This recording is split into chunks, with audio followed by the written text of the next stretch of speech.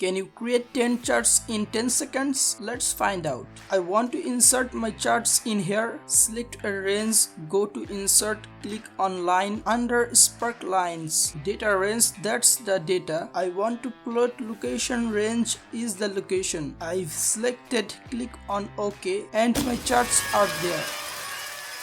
The chart size depends on the cell size. So to give those more space, select the rows and expand this area. Now you can see the trend. Better to switch this to a column chart. Go back to Sparkline here and select column. You can conditionally format your Sparklines. If you want to negative points to have a different color, lower points and high points to be different, you can adjust it here. You can adjust the color of your sparkline, and those special points, if you want to your high point to be a green color, you can do that. Don't forget to like this video, subscribe to our channel, and I'll see you guys next time.